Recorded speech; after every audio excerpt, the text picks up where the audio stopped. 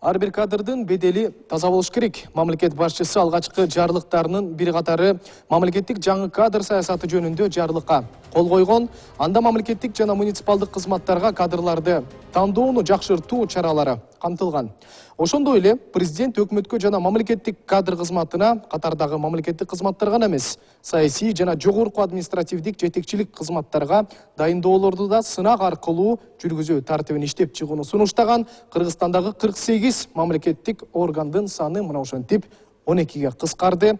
Бул канчалык деңгээлде тура бүгүн ушул суроонун алкагында талкуу жүргүзөбүз. Кутман кеч урматтуу телекөрүүчүлөр, НТС каналында Ар тарап программасы сиздер менен мен Кубат Кубанычбек уулу. Жана бүгүнкү студиябызга келип берген конокторубуз менен тааныштырып өтсөк, көз карандысыз эксперт Аскар Сыдыков, жогорку кеңештин 2 жана 5 чакырылышынын депутаты Роза Акназарова, мамлекеттик кадр кызматынын директорунун кеңешчиси Калыбек Алышбаев. Дагы бир жолу конокторубузга ыраазычылык билдиребиз. Ушу ачык маек куруп берүүгө куруп беребиз деп келгениңиздерге. Бардыгыңыздарга белгилүү болгондой, Кыргызстанда 30 миңге чукул мамлекеттик жана муниципалдык кызматкер бар. Бул өлкөнүн ар бир 500-чү жараны атка минер дегенди түшүндүрөт. Алардын айлык акысына 50 миллиард сом жумшалып келген. Роза эже, сизге биринчи суроом болсун. Ушул кадр саясатына азыр көңүл бөлүп атпайсызбы? Эмнеден башташыбыз керек? Мен ойлойм, бүгүнкү күндө эң негизи туура стратегиясын иштеп чыгыш керек. Ал стратегияда ошо президенттин указында каралган маселелердин баарын коюш керек. Мен ойлойм, ошо эл аралык тажрыйбаны алып, Япониянын керемети кантип ошого жетишкен. Алар системаны иштеп чыгышкан, 5 системаны ошонун негизинен буга жетишкен. Бул репутация, ротация, эмгек акы, ишке түзүү, пожизненный иштөө деген ушундай 5 принцибин коюп, ошо принциптин негизинде алар ушундай керемет мамлекетке айланган. Ошондой үлкөн мамлекеттин арасына кошулган. Мен ойлойм, ошо биздин күндө азыркы убакта эгерде туура жана мыйзамдарды конкурсту состав советтин кеңештин составын өзгөртүш керек. Ал жерде жалаң эле мамлекеттик кызматкерлер келип калган. Ошо жерге активдүү граждандык коомдуктан эксперттерден киргизиш керек. Эми тандоонун процедураларын аябай чоң кылбай, аны кичинекей бир оңдош керек. Ал жерге иштеп атканда комиссияда киргендер конкурсанттарды билбеш керек. Кимдер келип атат деп. Ал конкурсанттарды бүгүнкү күндө резерв деп атабыз, эми резервде түзүлүш керек.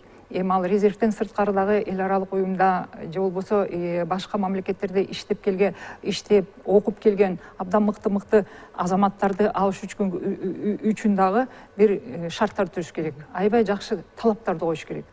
Талаптарды бир кичине бекемирээк, күчтүү талаптарды коюш керек. Чет тилди билген, азыр цифровизация деп атабыз, компьютерди жакшы билген ошондой кызматкерлерди, абдан күчтүү, жоопкерчиликтүү, репутациясы бузулбаган кишилерди алууга аракет кылышыбыз керек. Эми карабайсыздарбы, азыр болсо ушул жоопкерчилик жөнүндө сөз кылып атабыз. Кадр кызматынын жоопкерчилиги өтө эле жогорулады. Айтсаңыз, мурун кандай тартипте иштешүптүр, анан азыр кандай болот? Мына ушул жарлык кабыл алынгандан кийин биз бир аз артка көз чаптырып карап көрсөк, мына акыркы 10 жылдын ичинде ушул мамлекет башчысы тарабынан ушундай чоң маанидеги бир кадрлардын ушу мындан аркы саясаты жөнүндө мындай чоң маанидеги документ кабыл алынган эмес. Болгон 2012 жылы ушул айрым бир маселелер тууралуу деп бир жарлык болгон. Андан 2013 жылы мамлекеттик жана жарандык кызматчыларды окутуу боюнча деген бир президенттин жарлыгы болгон. Эми булар ошол кадр саясатынын ичиндеги бир эле бутагы болчу да, бирок жалпы кадр саясатын камтыган мына бүгүнкү күндөй документ бул биринчи жолу кабыл алынып атат да. Бул документ менен эми биз ушул кадр саясатында бүгүнкү күнгө чейин жүргүзүлүп келаткан иштер ушул кандайдыр бир деңгээлде чоң бурулушка алып барат дегенден деп айтсак жаңылышпайбыз. Себеби мындай болуп атат да, биз жанагы эле мамлекеттик жарандык жана муниципалдык кызмат жөнүндө мыйзам деп ошонун негизинде иштеп келгенбиз. Бул эми негизинен жана административдик кызмат ордун ээлеп келген гана кызматчыларга түздөн түз тиешелүү болуп калган. Саясий кызматтын ордун ээлеп келген кызматчылар бул мыйзам менен иштешкен эмес. Андан сырткары биз ошол мыйзамдын ичинен эле өзгөчө шартта кызматка алынуучу адамдар деп да бөлүп койгонбуз. Бул жерде бир 1200дөн ашык адамдар кызмат ордуна кирип калган. Негизинен булар ошол президенттин администрациясында иштеген, өкмөттүн аппаратында иштеген, жогорку кеңештин аппаратында иштеген жана кээ бир министерство ведомстволордо иштеген адамдар кирип калган. Булар ошо жанагы конкурстук сынак менен өтүүдөн сыртка калып калган. Анан бул жерде жана биздин ар бир ошол жетекчинин кызыкчылыгына туура келип өзү каалаган кишини кое турган кызмат орундар болуп калганда. Анан дагы бир өңгөчө дагы бир чоң бир жаңылыштык бул болгон. Жана биз эми парламенттик башкаруу деп келгенде, парламенттик башкаруунун ичинен биз жанагы партиялык системага жаман баш ийип кетип калдык. Мына ошол министр же болбосо ведомствонун жетекчиси кайсы партиядан келсе, анан ошол келген жетекчи ошол партияга көз каранды болуп, ошол партиянын айтканын аткарып, эң биринчи кезекте ушул кадр саясатын бурмалоого алып келип калышкан да. Ошондо мындай болгон турбайбы, карабайсыздарбы? Кадр кызматтын үстүнөн секирип өтүп эле, анан тааныш билиш менен кызмат орунга ээ болушкан. Эми андай болбойт деп ким кепилдик бере алат? Эми мындай болуп атат да, мына азыркы кабыл алынган жарлыктын негизинде жанагы ушуга чейин конкурстук негизде кызматка келип жүргөн административдик кызмат орындагылар ошол эле конкурстук негизде кызматка алынат. Андан сырткары мына бүгүнкү күндө саясий кызмат ордун ээлеп тургандар, мисалы үчүн министрлер, акимдер, ведомстволордун жетекчилери жана башкалар, ошол эле министрлердин орун басарлары, акимдердин орун басарлары, жана үч аппараттын жооптуу кызматкерлери деген маселелер, булардын баары тең мынакей ушул жарлыктын негизинде конкурстук негизде кызматка келиш керек. Значит, конкурстук негизге кызматка келет дегендин ар жагында эмне турат?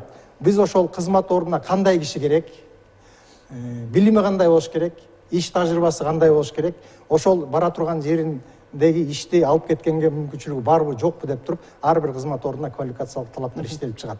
Анан ошол жетекчи кызматка алган кезде ошол квалификациялык талапка туура келген кишиби, туура эмес келген кишиби деген маселе көтөрүлөт. Анан экинчиден бизде жана резерв дегендер бар. Эми ички резерв дейт, бул ошо министерство, ведомствонун өзлөрүндө түзүлөт дагы, ошол өзлөрүнүн кызматчыларын кызматтан жылдырууга көп пайдаланып келет. Андан сырткары мына улуттук резерв деп иштеп келген. Бизде улуттук резервде 40тан ашык киши болгон, бирок акыркы 2 жылды салыштырып көрсөк, ошонун ичинен бир 20 эле киши кызматка сунушталган да. Анан карап келсек, а деле ошол жанагы мен айткан 3 жогорку органдын аппаратына эч ким барган эмес. Ошолор ошо резервден бизге ошо берсеңер дегенде маселе көтөрүлгөн эмес. Ошол кадр улуттук резервди мындайча айтканда көңүлгө албай келишкен да, көңүлгө албай келишкен. Андан сырткары азыр эми ушул мунун негизинде биз карьералык резерв деген маселени да кайра көтөрүп атабыз. Бул карьералык резерв ар бир кызмат ордуна ошо министрден баштап, министрдин орун басары жана башка жана өзгөчө шартта кызматка келип калган кишилердин баардыгына резерв түзүлөт эми. Ошол резервден алыш керек. Жана саясий кызматка дегенде саясий партиялар бөлүшүп алган да. Ошондой. Оппозицияга бул тиет, оппозиция эмес, коалиционный көпчүлүккө бул министрлик тийген, бул министрлик деп кеп, ал ошо саясий партиядан келип, анан ошо саясий партиянын министри келип туруп өзүнүн шайлоодо кимдер көбүрөөк катышса ошолорду алып, ошондой кичине туура эмес жолдор болгон да. Аскар мырза, мынакей сиз пикирлерди уктуңуз, сара эсеп салдыңыз. Сиздин оюңуз боюнча кадр саясаты кандай жүрүш керек? Анан айтылган убадалардын баардыгы ишке ашабы? Бизде азыр эң таң калтырган нерсе бул өкмөттүн жаңы структурасы. Биз бизнес коомчулук менен да карап көрдүк. Абдан көп бир таң калыштуу талаш тартыштарды жараткан нерселер бар да. Мисалы, экономика министрлиги жоюлуп атат. Финанс министрлигинин ичине кошулуп атат. Демек бизге экономика кереги жокпу? Керек болсо экономика министрлиги азыркы өкмөттө эң көп иш аткарган, эң көп мыйзам долбоорлорду иштеп чыккан министрлик. Мына биздин кесиптештерибиз билет, канча жогорку кеңеште мыйзамдардын көбүнчөсүн ошол министрлик алып келет. Ишкерлердин укуктарын яэп чөлкөмүндө ВТО жана башка уюмдарда ким коргойт? Ошол министрлик. А финанс министрлигинин баягы максаттары ар башка, эки башка.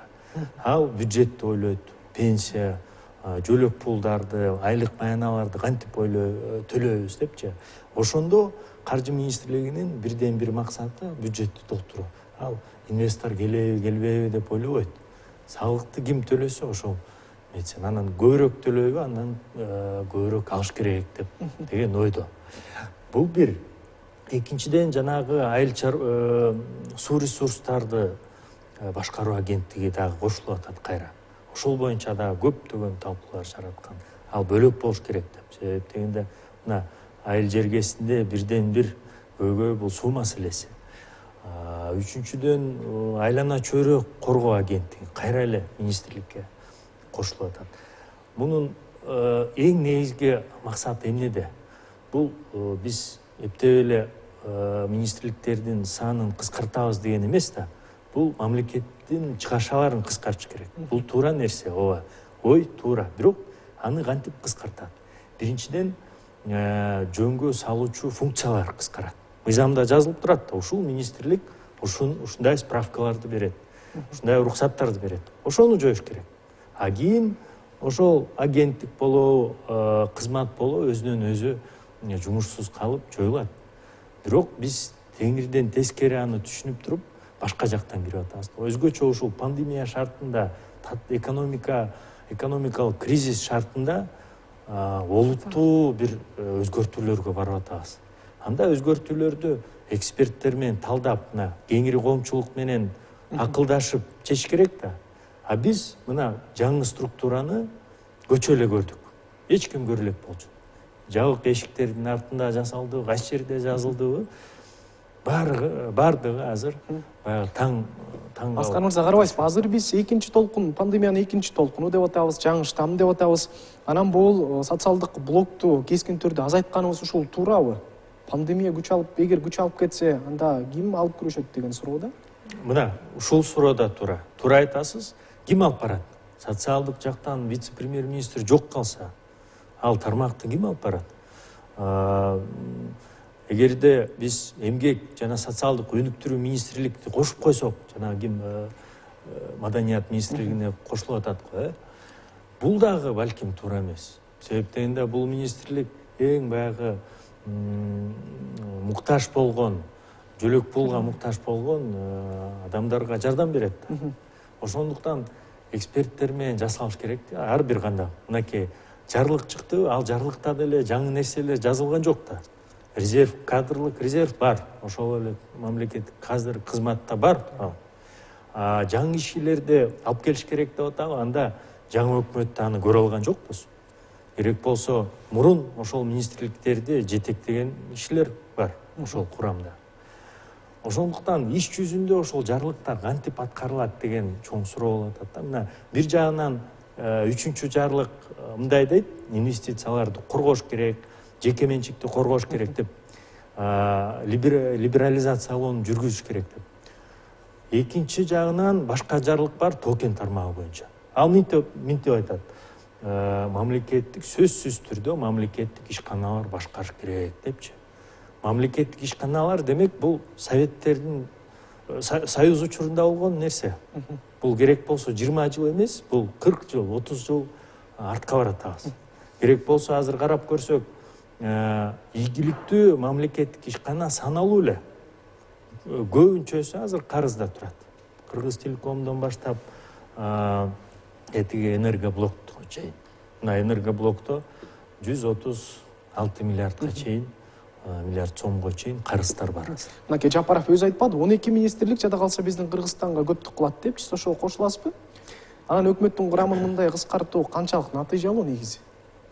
Кыскача. Мен мурун айтып кеткениндей, идея, ой боюнча туура, мамлекеттик чыгашаларды кыскартыш керек. Бирок сөзсүз түрдө санын эмес, функцияларын кыскартыш керек да.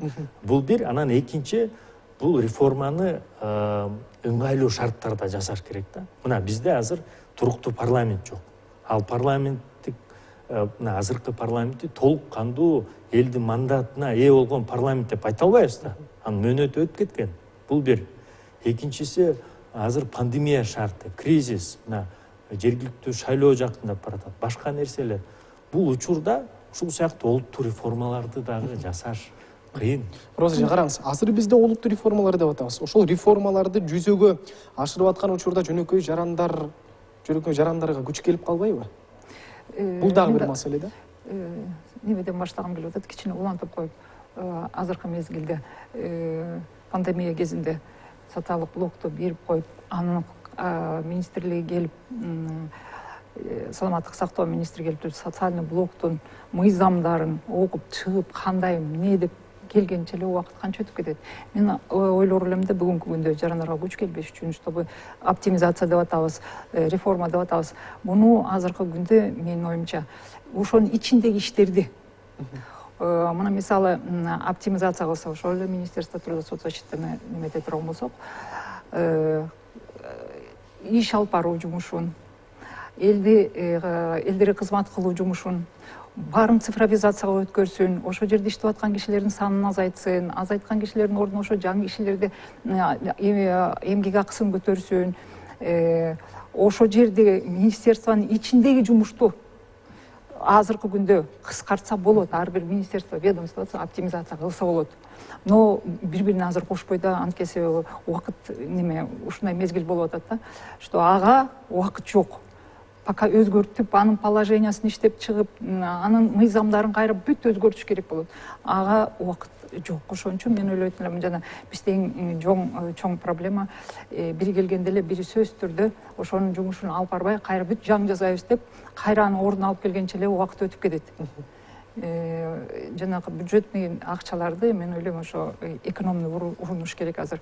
Жана инвесторлор деп атабыз, экономиканы азыр көтөрө турган, чындап эле министерство экономика азыр экономикага эмне жумуштар жасаш керек.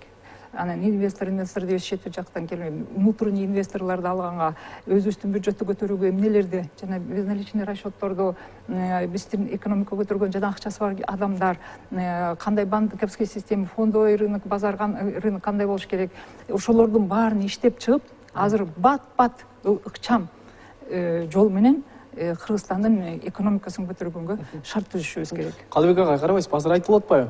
Тааныш билиш менен келген адамдар кызматка ээ болбойт депчи. Мурун тааныш билиш менен уже кызматка отуруп алгандар эмне болот? Эми аларга бир жоопкерчилик каралганбы? Эми бул жерден мындай да, мисалы үчүн ошол кызматка келген кызматчы күнөө эле эмес. Ошо кызматка алган жетекчи күнөө эле. Ошол жетекчи ошо кызматкаларда ушул кызматчы билими туура келеби? Иш стажы туура келеби, ушул жерге мойнуна жүктөлгөн ишти алып кетеби деп караш керек эле да. Бирок буга чейин биз анчалык эмес. Биринчиден жана башында айтып кеттик, партиялык кызыкчылык болгон. Экинчиден кыргызчылык деген маселе бар. Кыргызчылык маселе бул оңой менен жоюлбачу нерсе. Ошол жетекчинин тааныш болобу, же жетекчиге дагы бир ошол өзүнүн оюн айтып, давай сен ушуну кызматка ал деген маселе болобу, ошол нерсеге алдыртып келгенбиз, ошого жеңилтип келгенбиз. Анан азыр мен ойлоп атпайм, эгерде мына ушул жарлыкка чейин эми иш жүрүп келген, бул жарлыктын чыгышы менен биз ошол мамлекеттик кадрды мындан ары өркүндөтүп, жакшы жактарын баарын сактап калып, жаман жана терс көрүнүштөрүн баарын ошонун баарын кыскартып бир өзүнүн бир деңгээлин алып келүүчүгө бизди шыктандырган жарлык болуп атпайбы? Ушу менен мен жана башында айтып кетпедим, ошо эмне иштерден уже биз азыр башташыбыз керек, эмнени жасаш керек деген маселе туруп атат да. Анан мен ойлойм, эгерде ошол мурун жанагындай бир аткарылбай калган нерселер көп болуп келсе, азыр эми бул ошол мамлекет башчынын өзүнүн түздөн түз чыгарган жарлыгы, өзүнүн жарлыгын ал киши өзү көзөмөлгө ала турган нерсе. Анан мен ойлойм, ошо бардык ушул жарлыктын аткарышына өздөрүнүн жумуштарын аткара турган аткаруучулардын баары тең ошол жарлыктын негизинде иштеп, биз ошол мыйзам ченемде иш алып барсак, келечекте бул жана биздин астыга койгон президенттин өзүнүн сөздөрүндө айтылып аткан нерселер, кадр маселесиндеги жанагы кыргызчылык деген сөздү жоготолу деген маселеге биз түздөн түз барабыз деп менин оюбуз бар да. Келе турган нерсе. Коррупцияга же мыйзамга туура келбеген иштерге барган мамлекеттик же муниципалдык кызматкер кара тизимге кирет деп атат. Ошол боюнча айтып берсеңиз, ал эмне деген кара тизме? Мурун мындай болгон, ошол мамлекеттик органда иштеп жүрүп, кандайдыр бир өзүнүн кызыкчылыгы болобу, же болбосо бир башка бирөөнүн кызыкчылыгын ошол жерден аткарып берем деген сыяктуу иш болуп, анан ошол кишинин үстүнөн кылмыш иш козголуп, анан кылмыштын негизинде ал киши күнөөгө тартылып калган, мисалы үчүн. Анан ошол киши күнөөгө тартылгандан кийин баланча жылга деп эркинен ажыратылып, анан ошондо көрсөтүлүп, анан эркинен ажыратылгандан кийин ошол эмесин өтөп келгенден кийин жазасын андайын 3 жылга чейин ошол мамлекеттик же муниципалдык кызматка иштегенге болбойт, бирок андайын иштей берсе болот деген мына баягы мыйзамдын болот болбойт деген маселесинин бири ошол болуп калган да.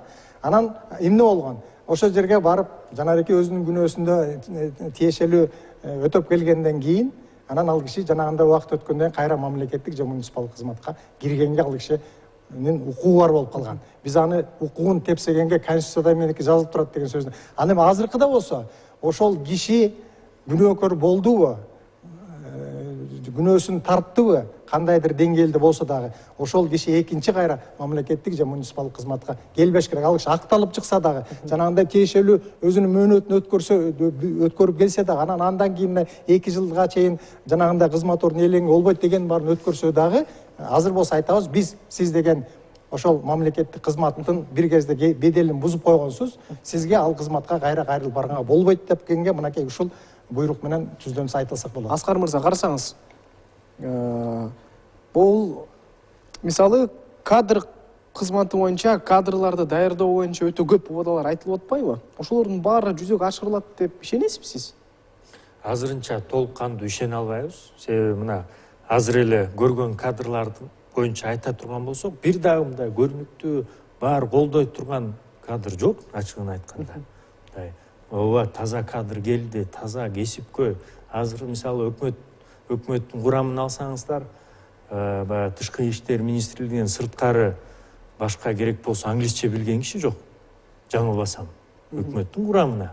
А биз глобалдык аттандаштыкка кандай туруштук бере алабыз? Кандай уят болбостон өнөктөштөр менен кантип сүйлөшөбүз? Инвестиция кантип тартабыз? Эгерде биздин кошуналарыбыз эбак эле баягы өкмөттүн жарымынан көбү ар кандай тилдерде сүйлөшүп, ар кандай билимдүү болсо, биз эмне кылабыз деген дагы ой келет да. Ошон үчүн ал ич жүзүндө калып калбасын деп баарыбыз көмөк көрсөтүшүбүз керек да. Анан мисалы мамлекеттик органдардын санын кыскартканда бул бир чети коррупцияга дагы алып келиши мүмкүн. Сиз коррупцияны айта кеттиңиз. Себеби бир мекеме эгерде лицензия чыгарса, берсе, ошол эле мекеме ал лицензия боюнча көзөмөл жүргүзбөшү керек. Жүргүзбөшү керек. Ошондо ошон үчүн бөлүнгөн да. Мисалы мамлекеттик фитосанитария жана санитардык инспекция түзүлгөн, экотех инспекция түзүлгөн. Демек, мисалы өндүрүш министрлиги лицензия берсе, башка мекеме текшерсин депчи. Азыр болсо каржы полициясын кайра ички иштер министрлигине берген аттыр. Бул дагы акылга сыйбаган нерсе, себеп дегенде жаңы жазык процесстик кодекстер баары тең ушул каржы кылмыштарды бөлөп тергеген органга жазылган да. Азыр болсо керек болсо мамлекеттик каттоону кайра ички иштер министрлигине берген аттыр. Анда санариптештирүү эмне болот? Баягы жоопкерчиликтүү бөлүштүрүү механизми эмне болот деген сөз чаралат да. Бул бир. Анан экинчиси паракорчулуктун мүмкүнчүлүктөрү кайсы жерде болушу мүмкүн. Ошол эле азыраак өкмөттүн мүчөлөрүн жогорку кеңеш бекитет да. Алардын алдындагы мекемелерди премьер-министр өзү дайындайт. Ошондо дагы балким бир ал орундарга татыктуу эмес кишилер болушу мүмкүн, башка кишилер болушу мүмкүн. Ошондо дагы суроо жаралат да. Жогорку кеңеште өткөндө бир электен өтөт да, анан эл көрөт. Мына өкмөттүн мүчөсү, анан көбүрөөк көңүл болот, көбүрөөк көзөмөлдөө болот. Эгерде алардын саны кыскарса, бирок ичинде ошо бойдон калат да. Штаттык сандар ошо бойдон калат. Ошол эле салык кызматы бүт составы менен каржы министрлигине кошулат. Роза эже, сиздин пикириңиз? Жана ичинде составы деп атпайсызбы? Эми ошол составында дублирование жок болуш керек, ошолорду кыскартыш керек. Жана вакансия орундар бар болсо, ошолорду кыскартыш керек. Эмне жана ичиндегилерди азайтыш керек деген баягы мурункудай келип туруп, ар бир инстанцияга барып жүгүрүп жүрбөй, ар бир кагазды кагазга жазбай, санариптештирүү мезгилинде бүт мүмкүн болушунча иштин баарын мамлекеттик кызматтагы кишилер ушул санариптештириш керек, автоматизация кылыш керек. Анан бизде жана коррупция деп атабыз, коррупцияны эгерде адамдык факторду алып таштаса, вот ошондо гана Кыргызстанда коррупция болбойт, анткени себеби тууган туушкан куда сүйөк дегендерден бүт ачык айкын болуп турса, эч ким менин кишимди же бир нерсе десе, эч ким тийише албаган иш жүз механизм киргизсе, мен ойлойм ошондо гана биздин Кыргызстанда ошол жолго түшө алабыз. Карсаңыз ага, кадырым кошумчалаңыз. Мындай маселе болуп атпайбы? Азыр мынакей ушул кадр маселеси мындан ары эле ушундай өзгөрүүсүз болуп калышы ыктымал деген дагы сөз болуп атат да. Мындай да туура мурунда кемчиликтер болуп келген. Бирок бүгүнкү күндө мына мореки акыркы жарлыктын кабыл алынганына 4 эле күн болду. Ошол жарлык кабыл алынгандан кийин баягы мыйзам ченеминде өзүнчө тиешелүү актыларды кабыл алышыбыз керек. Ушул жарлыкты биз кантип иш жүзүн аткарышыбыз керек деген маселелер бар. Ошондо жана өкмөткө дагы жана башка мамлекеттик органдарга дагы тиешелүү өзлөрүнүн тапшырмасы болот да. Анан бүгүнкү күндө туура жанагы азыркы өкмөт боюнча жасалып аткан маселеде бул мисалы үчүн бул жарлык менен түздөн соң ошону иштегенге мүмкүнчүлүк болбой калып атканын айтып кетишибиз керек. Себеби жарлык баягы өзү чыкканы менен, бирок жарлыктын алдындагы мыйзам алдындагы ченем укук актылардын баарына тиешелүү өзгөртүүлөр киргизилип, анан ошолордун баарын аткарышы уже баягы өз күчүнө кире элек маселе болуп атат да. Анан бирок мындай да Кыргызда айтып аткат го, көч бара түзөлөт деп. Анысы кандай? О жарлыкты эң негизги ушул нерсени аткарылып кетишине ким өзүнүн башынан ашка, ошол жетекчи биринчи моюнга алыш керек. Жетекчи өзүнүн мына жарлык бар эле деп окуп койбостон ушу жарлыктын да көрсөтүлгөн нерсени мен аткарышым керек деген жоопкерчилик болуш керек. Анан ошондо биринчиден жоопкерчилик болуш керек, экинчиден мыйзамды биз тепсебешибиз керек. Эгерде мыйзамды сыйлап жоопкерчилик болсо, анда мен ойлойм, мына бул жарлыктын келечеги бар. Эмне үчүн кадр маселесин биз азыр эле айтып калдык? Эмне үчүн 1 жыл мурун ушуну мындай колго алса болбойт эле? Ким келиңиз Аскар агайсыз? Аны же айрым адамдардын кызыкчылыгы бар беле? Жок, бул жерде биз азыр эле эмес, биз көп жылдан бери айтып келатабыз. Эл менен сүйлөшө турган билимдүү кишилер келиш керек, жаш кадрлар келиш керек деп, тилди билген, жана башканы билген депчи, кесипкөй. Муну көп жылдан бери айтып келатабыз. Анан өкмөт алмашкан сайын, президент алмашкан сайын ушундай жакшы ураандар угулат. Ооба, биз жакшы кадрларды алып келебиз. Эми оңолуп кетебиз, гүлдөп кетебиз. Кемчилик ошондо эмеспи биз айтып койгонубуз деле? Бул боюнча коомчулуктун көзөмөлү болуш керек да. Ал көзөмөлдүн бир этабы мына бүгүнкү биздин талкуубуз. Бул тапта силер дагы жакшы ролду ойноп жатасыздар. Массалык маалымат каражаттар, социалдык тармактар азыркы учурда билесиздер да. Ар бир кадамды бүт шак эле соц тармактарга жайылтылып келет дагы, анан элдер талкууга алат. Бул жерде азыркы 21-чи кылымда эч нерсени купуя кылып ката албайбыз. Ошондуктан көбүрөөк коомдук көзөмөл болуш керек дагы, анан биз талап кылышыбыз керек. Мына таза кадрлар деп атасыңарбы, канакей депчи. Жаңы курамда барбы ушундай кадрлар? Кийин эмне болот? Паракорчулуктун деңгээли азайдыбы, же мурункулар кайра келатабы? Карабайсызбы, эми эл кантип көзөмөлдөш керек, анан жоопкерчиликке кантип эми тартабыз? Ошол маселеде? Биринчиден шайлоолордо эл добушун айтыш керек. Мынакей, эгерде кимдир бирөө убадаларын аткара албаса, анда башкага добуш бериш керек.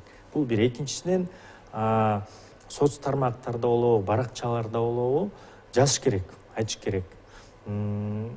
Түздөн түз байланышууда дагы айтыш керек. Бүт жерде айтыш керек да. Бул жарандык коомдун өзөгү ушул да. Демократиянын өзөгү. Бизде бирден бир байлыгыбыз ошол деп атпайбызбы? Демократия. Мен кошо турган жерим, бүгүнкү күнү эле айтылып атабы бул кеп депчи, качандан бери эле айтып, ар бир өкмөт келгенде айтылат. Ар бир мыйзам кабыл алып атканда, азыркы күндө дагы ошо мыйзам, бүгүнкү мыйзам иштеп кетсе, көп эле иштер оңолмок. Эмнеге иштебей атат? Коомчулук эле эмес, коомчулук эмес, парламентте, регламентте жазылган.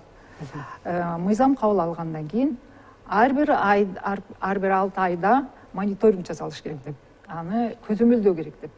16-жылы кабыл алынган мыйзамды азыркы күндө кандай иштеп атат, кайсы жери иштебей атат, эмне үчүн иштебей жатат, эмне үчүн конкурсный комиссия бул жерде мындай өттү, эмне үчүн 5 этаптан өтүп атат, бул жери эмнеге мындай болуп атат деп, могу жери бул жери туура эмес болуп калган экен, могу жери туура эмес жазылган үчүн ушул жер минтип коюш керек экен деп бир да жолу жогорку кеңеште кабыл алгандан кийин 6 айдан кийин ошону мониторинг жасап, парламенттик угууларды жасап, элди, коомчулукту, ошо профессионалдарды чакырып туруп, мына ушундай болуп атат десе, бүгүнкү күнү башкача иш болот эле.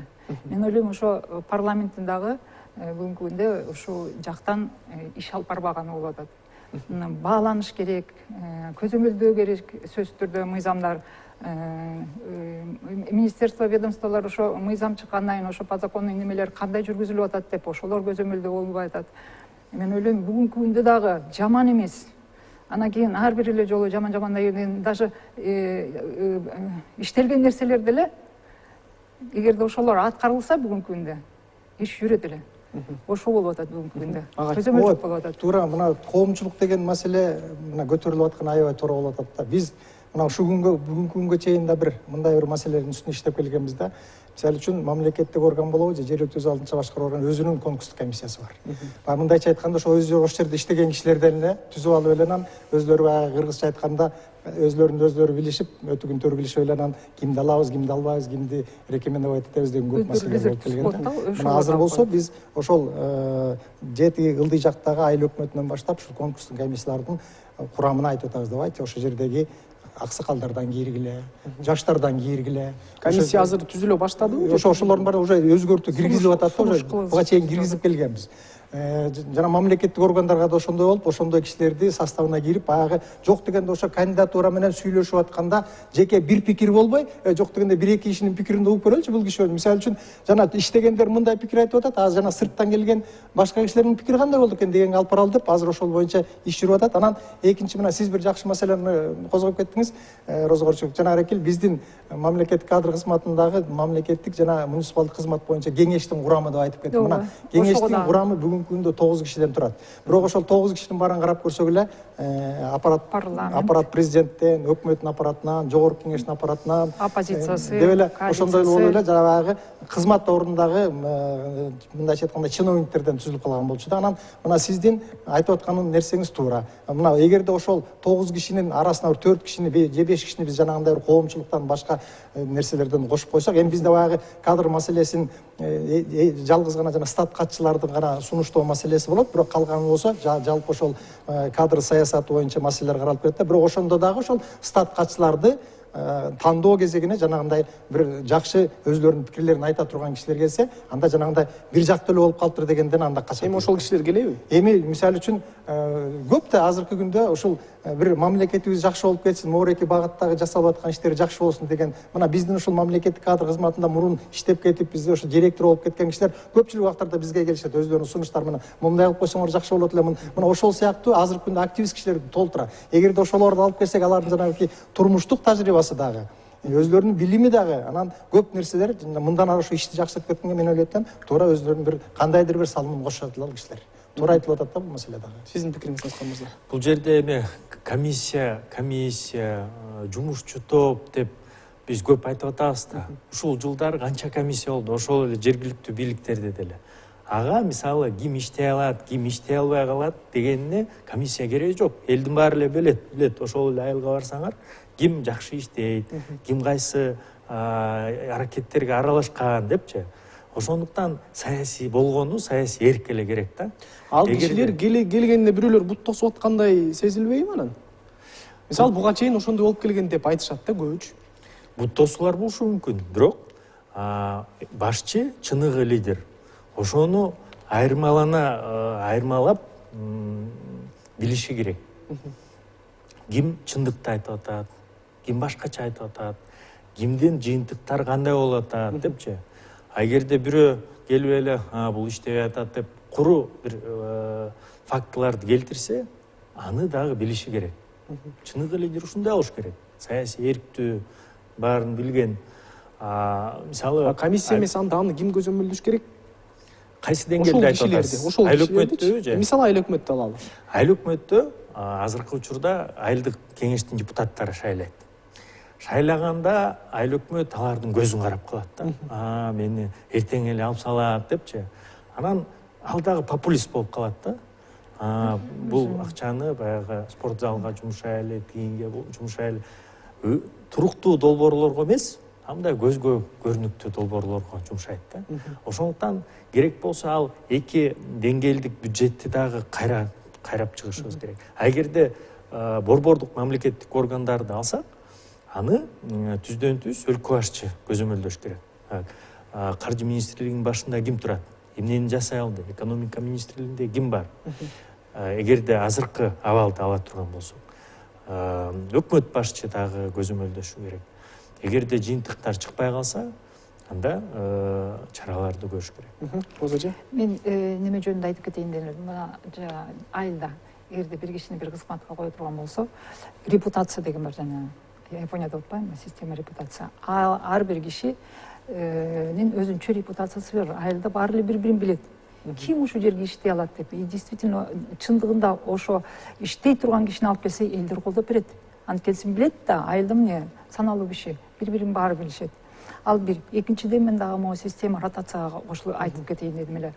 Могу кадр тандоодо, кадр жүргүзүүдө бизде ротационный вертикаль горизонтальный ротациясы туура жүргүзүлсө, мисалы ошо айылдын эле тургуну, ошо жерде башка түндүк түштүктүн адамдарын алмаштырып кызматта ротация жүргүзүп атканда, ошондой ротацияларды өйдө жака, ылдый жака, эгерде жакшы иштесе, мына кызматка, мамлекеттик кызматка келип атабы, баштасын региондон, айылдан баштасын, айылдын жумушун билип келсин. Ошо жерде ишин көрсөтө алабы?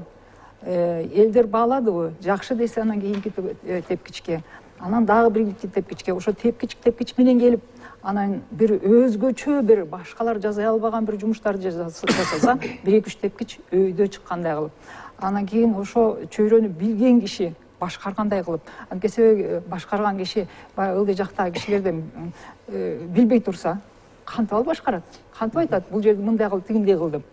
Бизде ошо кадрды тандоодо да ошондой иштерди, ротационный жумуштарды жасаш керек. Анан ошо келип алып эле башынан аягына чейин бир жумушта эмес, ошо чөйрө тегерегиндеги жумуштарды да билгидей кишилер болуш керек да. Ушул айткандын бардыгын жүзөгө ашырыш үчүн күчүбүз, билимибиз жетеби? Билимибиз жетет деп ойлойбуз. Мындайда мурун биз айтып атпаймынбы, кадрларды тандоодо негизинен билимине жана стаждап кире менен акыркы буйрукту окуп көрсөк, моралдык, адеп, ахлактык принциптери бар кишилерди кызматка тарталы деген маселе көтөрүлүп атат. Значит, жанагы айыл жеринде ким ошо жерге авторитети бар, айыл жеринде ким мындай көзгө көрүнүп бир нерсе кылып атат деген маселелер бар да. Ошон үчүн жанагы биз айтып аткан нерсенин баарын мына ошолордун баарын эгерде тартсак, ошолордун баарын кичинекейинен өстүрсөк, мен ойлойм, биз келечекте бир кандайдыр бир ошол айыл жерин да түшүнө билген, өзүнүн кесибин да түшүнө билген, ошонун баарын тартып келете турган кадрларды өстүрүүгө мүмкүнчүлүк болот. Келиңиз ага сиздин пикириңиз менен эфирибизди дагы жыйынтыктайлы. Урматтуу телекөрүүчүлөр, бүгүн биз ушул кадр саясатына кенен токтолдук. Ушуну менен эфирибизди жыйынтыктайбыз. Дагы да көрүшкөнчө сак саламатта туруңуздар.